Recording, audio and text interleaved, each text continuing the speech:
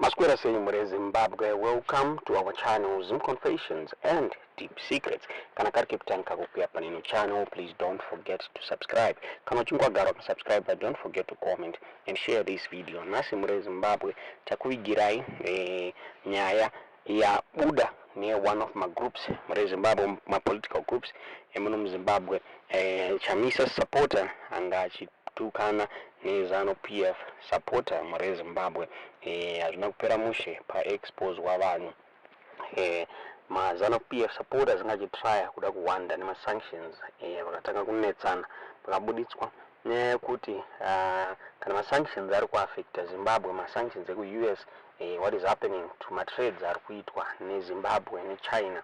Shinzi Zimbabwe ne China iri kutrade, Zimbabwe iri kutrade zvakare ne Dubai, Zimbabwe iri kutrade zvakare ne ne Russia, skanzi iri kutrade zvakare ne Belarus.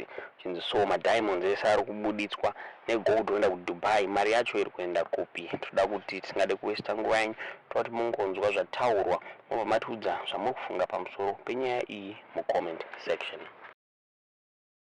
Kondrelwa nemhando advocate Benji chinhu one chauri kuda kunzwa about advocate Nelson Chamisa chausingagoni wewe ndechekuti wakatiza kuZimbabwe uri supporter yeZanu PF, mba watiza ZANU PF yacho nenhamo yekuZimbabwe, ndobva waenda kuSouth Africa kunodriva gonyeti remabhunu vaya vamunoti pasi nemhando vakawanda kunyika inokondrelwa nemhando. Advocate Nelson Chamisa right now vari kuZimbabwe vanoemploya hundreds of people mumaprogramu ava vanoita, mungava mabasa avo, mumakambani avo. He is actually helping furthering the interest of Zimbabwe. Izvezvi vanototambirisa vanhu, kunotoone mhuri notorarama because of ivo, kozoita vanhu vane hope because of ivo. Iwewe hauna kana one munhu waunotomboemploya muupenyu hwako hwese, hautobhadhara tax kuZimbabwe. Advocate Nelson Chamisa vanobhadhara tax kuZimbabwe. Hauna contribution yaunoita kuZimbabwe kunze kwekutumira vana vako mari yekuti vararame yawakatizira kuZimbabwe kuti uye uzotsvaga kuno kuti ukwanise kuendesawo vana kuchikoro. Haubhadhari tax kuZimbabwe, unogara kuSouth Africa. Advocate Nelson Chamisa vanobhadhara vashandi muZimbabwe, vanobhadhara tax muZimbabwe, vanocontributa in the economy yemunyika yeZimbabwe, vanoitawo mindu inoita kuti nyika ifambire mberi. Iwewe chako kungoti wakagara mugonyeti remhando remurungu mhando, wakagara mugonyeti uri kuSouth Africa wotanga kuda kuzvikompea naNelson Chamisa. VaChamisa vanogara Zimbabwe right now vakatarisana neZANU PF kumeso, vanoswera vachinetsana nevarume veZANU PF vachivaudza kuti apa muri kutadza apo, apa muri kutadza apo, apa dai maita so. Iwewe unenge uri kuSouth Africa wakagara mugonyeti, hauna kana contribution one yauri kuita kunze kwekusora nekutsoropodza nekutukirira. Mukanwa mako makangozara zvituko, kusora, hauvaki. So vanhu veZANU PF chaivo vane brain dzinodhonza vanotoziva kuti you are a liability. Vanotoziva kuti vakakuisa padhuze vanotora kutukwa nekusorwa. Saka iwewe even gonyeti rauri kuchemera kuna Wikineria riaka, I can guarantee you kuti haafa akakupa, because haana chaanowana nazvo. Mileage chaiyo inoita kuti uverengwe among men hauna. Une behavior yembana dziri pabhawa, kungosoropodza nekutuka nekusora. Chawaitawo iwewe chinonzi chiri kuita a positive contribution panyika hapana, kungotuka nekusora chete. Kuti uite zvinhu zviri progressive, utaurawo zvinhu zviri progressive, zvinhu zvine uremu neudzamu, haugoni. Ndonje Benjamin wakutozivikanwa kuti you're a professional beggar. Izvezvi ndombiri yawafamba yekukumbira zvinhu zvausingakwanise kupiwa. yokuti ukaita mwana matoko wakadaro una Mwari anotombotanga kutarisa vasati vakupindura kuti dzakakwana here, nekuti level iroro hauna. Hausati wane level rekukwanisa kuita owner wetrack iwewe, hauna. Ukaona uchiri kutodriver track remwe munhu usina masaving, uchitomirira salary, usina mari yeschool fees, uchitomirira kuti mwedzi upere, and you dream kuti iwewe uchazoona gonyeti ugozorirana pagotobuda zvisinu, I think we are being misled. Amene vari kukunyepera nekuti kana dai ukaripiwa nhasi track iwewe, mangwana nofuma wakabhuroka chai, mangwana tinotokuona watorisa pamarket, nekuti brand dzacho idzodzo dzokuti utomborana logistic company hauna.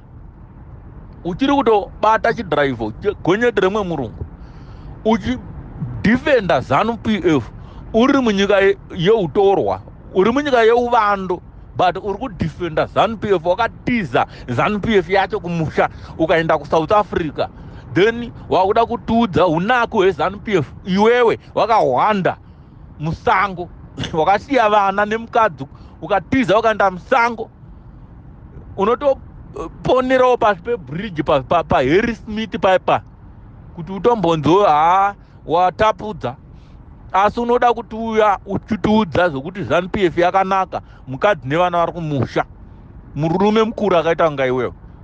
Haunzwewo kunyara, kutobhega, kukumbira kubhega zvinonyadzisa, haunzwewo kunyara. Usazvikombena naNelson Chamisa my man hauna level ravo iwewe, hausati wakutomborema zvokutombodaro, hautombosvika kana pakota yelife yaanayo, hausike, hauna depth neudzamu hwacho hauna. Saka chinokupa simba rekuti utsvage kutuka ka inyaya yekuti tinoziva kuti you are useless, urikuda kutsvaga political mileage uchishandisa zita remunhu. Haugoni kuzvimirira semurume, haugoni.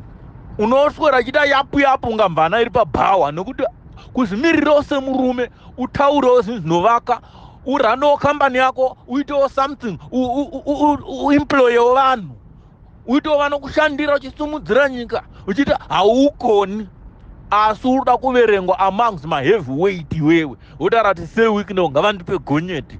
Benju uchiri mwana mudiki, nyange hako makore afamba, mupfungwa uchiri pwere, hausati wane dzinodhonza. Politically you are a lightweight, danga uri mweka wangonyarara hako, nekuti udzamu hauna. Hauna udzamu, wakutozikanwa sebenzi. Vanoverengwa chaivo chaivo kuZANU-PF, vanoverengwa chaivo chaivo naWikino vakatopiwa. Ukaona wakuita zvekukumbira zvinoreva kuti hauna basa, ndodzinhu zvaunofana kuzviyeuchidza izvozvo zvidzidzisa. Unoda kutaura zoti vaChamisa vakati 15 billion, vakazoti Trump, hauziye chinhu chinonzi political banda, hautombosweri makoridho anofamba vaChamisa, hautoziye kuti vanoswera kupi. But zvinhu zviri basic bread and butter issues muri kudzitadza kuadresa, asi ndimi muri panyanga. Mukuru wako vanoti kuti ngwee kujekesa nyika yese nemagetsi, asi muri kubhadhara magetsi asingauye. Vanoswera vachimhanya vachidambura maribho nekuti tavhura madhamu, asi munoita 4-5 months mvura isina kubuda papombi. Vanoti tichaita mabasa akawanda, employment creation, but iwewe wakatotiza kuZimbabwe ukaenda kuSouth Africa kuti unotsvaga basa uwane chekubata, kodzokera kamunoita employment creation nemukuru wako. Hauna here kutiza kuZimbabwe? Ko employment creation yamakapromiswa naPay iri kupi? Ko nyika iri kunjingwe nemagetsi ari kupi? Hauti kuona kuti unongozinyadzisa wega, unozifumura ya self contradictory, hauna mafact, unongokura. Ndimi wacho anotaurwa nemukuru kunzi ndiye mune mutotaurwa imimi muchitukwa kabisira, because unodefenda zvinhu zvausingaziye, woswera uchida kutaura zvinhu zvausingaziye. Depth hauna, information hauna, connection racho muzanu pati yako imomo hauna futi. Saka unei ungatoswera uchikompea naChamisa iwewe, waita mwana mudiki, waita mwana mudiki starek, ndodanga watorumwe munhu ka waingodzika mako opererako muri otukanana nababa Pennet, kwete kuda unonhanhira kuna Chamisa uri chindumure wangu, uri chindumure wewe, you are a toddler. Kana wauda kudhonza mazita anenge ayaya, you are just a toddler. Apa ndiri kupawo a friendly advice yokuti ubatsirike. Mukuru wako anoita a lot of self-contradictory messages, a lot of unfulfilled promises. But haumbotindi kuti tichiita bet about tichienda to the moon and back kuti Mnangagwa anopromisa vanhu zvinhu zvasingadelivery. Magetsi hakuna kubva 2018, mvura chaiyo hakuna. Tanzwa nekudhirila zvibhorani nokuisa masolar panel nemainverter kuizama kuvakiridza nyika. But mukuru akapromisa magetsi asingadelivery, akapromisa mvura yaasingabudise papombi, akapromisa mabasa haako. Tine 90% unemployment munyika. Asi munotswera muchiudza zvekuti employment creation. Tadza kugadzira mabasa muchipa machinese mamaini, machinese oya nezvivashandi zvavo. But iwe unoda kutoskorotara zvachamisa. Chamisa haasi kurana nyika inonzi Zimbabwe. Nyika inonzi Zimbabwe iri mumaoko mebendi rako iwewe, baba vako anonzi Mnangagwa. Ndivo vari kurana Zimbabwe. Uri kudirei kutuka munhu asina chaari kuita, asina malevels of power. Munhu asina decision mumonetary policy yenyika. Munhu asina decision anoita paeconomy yenyika. Ndiyo anoda kutswera chinanga naye. But iwewe nebaba vako hamukwanisa kuzvitarisa kuti isusu tiri kumbogona papi kana tiri kutadza papi. Benji, uri mwana mudiki, tanhau dzaunosvikira. Benji, ukandwa vanhu vachikuseka vachita vanokwana unenge unopenga. It's because of this kind of mentality yauri nayo yekuti baba vanosvika pamba vaanata pamba hapana kubikwa asi vasina kutenga chikafu. Ndobva muri kuita apa. Baba vandobva kubhava vakadhakwa wotouya pamba wotosvika wotorova vana tisei musina kubika, asi vana havana kutengerwa chikafu chekuti vabike. This is exactly what you are doing. Ngatimboti masanction aripo. Hamusi kutrade here mimi neDubai. Gold riri kuenda. Mari dzacho muri kudzisa. Mari rangu yakasvika pakupera madiamond kusvika kupera. Mari yacho makadzisa kupi? Maivatengesa muZimbabwe madiamond. Maivatengesera kupi? Right now tine lithium. 90% of our lithium is going to China. Where is the proceed? Ari kuenda maproceed. Mune masanction futi kuChina nekuDubai. Mune masanction futi kuRussia nekuBelarus. Mune masanction kwese ikoko. Hamusi kuendesera maresources enyika kunyika idzodzo. Your biggest trade partner is South Africa. Mune masanction pa South Africa. Yet you munoda kugara muchitiudza masanction, but you are actually able to trade. Unlike Rhodesian, takucompare. You guys are actually able to trade. Your party is actually able to trade. Ma minerals are kubuda Zimbabwe every day. Every damn day. Ma minerals are kubuda. Muri kutadza kurana economy. And you want to blame my sanction. Asi munonotenga mota dzakanyorwa dzinoya dzine ma-American brand. Ford Ranger yamunofarira. It's an American model. How do you do that kuti parliament yese zvinonzi 218 MPs muda kuwapa ma-Ford Ranger. Ma-chief 220 makavapa ma-Ford Ranger nema-Isuzu bus. Motikari dzese idzodzo, they are American models. Dziri kutodhiraivwa nababa vako Mnangagwa iwoyo. They are American models. But muda kudza zema-sanction. Mari yacho iri kuenda sei mari kunotenga mota idzodzo? Iri kumboenda sei?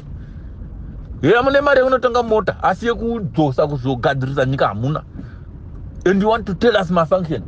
Munotaura ma-sanction pamushonga wekucleana mvura. Water purification inoaffectwa nema-sanction how? Mapampu, munotadza atenga mapampu. How do sanction come in pamapampu, pama-water pump? Hamungoni kugadzira mapampu muZimbabwe. Kana matadza kugadzira muZimbabwe, paChina hapana mapampu. Hapana here ma-chemicals ekuita water purification process. Hamuna here ma-chemicals kuChina. Your biggest trade partner South Africa got everything. Why don't you buy from South Africa if you want to decry sanctions? Not around that your kind of thinking it exposes you. You know that you guys you are thick. Amuzieza munotaura. Muri spread propaganda instead of tackling real issues. How does opposition sabotage the Zimbabwean economy when they are not in power, when they are not in charge of anything? Opposition cannot even decide. It's all you guys who are doing that. But you want to come and spread false propaganda. But you got full right to take some minerals in Nika. You got full on access. You could take some resources in Nika. but mari dzacho they are not funding themselves their way back home. Mundu adzatenga mapiritsi mimi motarati masanction saka urada pasina sana China ne Russia vanhu vangada vakapera kane COVID mutara semasanction. Are you telling me that America ine mishonga iri more advanced kupfuura China? America ine mahospital equipment are more advanced kupfuura China. Amuri kutadza kunotenga kuChina yet muri kutengesa gold nediamond renyika nelithium nenyika, but you cannot do the basic. And you want to tell us about my sanction, Benjo? You are thick, you are an idiot. Because right now, South Africa, what do you know about migration? You want to lecture me on migration? Unema double standard. My American propaganda no colonize USA, Britain. They never went there and started talking bad about Britain. They declare independence. They never blasted Nigeria. Kana kutaura kuti nyika yakanaka vako America. Anokana declare independence vakagarako. Then what are the whoever you want to claim kuti vaka migrate vakaenda kupi? Apana munhu akambotiza nyika achiti yakashata akanosvika kunze akatanga kudefenda nyika iyo yaasvika ikoko. Zvinoitwa nebenzi rinonzi Bhenji nana Ritendwa nana Kudzai Mutisi the rapist. You guys want to lecture us on morality. You are morally bankrupt, all of you. Amuna principles mim. You are just crying for your meal. Because you are a failed man. Life, look at your age and what you are saying. I want to chin at your age, but you are begging weakness. And then you want to come and tell us about running economy. You are failing to run your own family. Get away, man.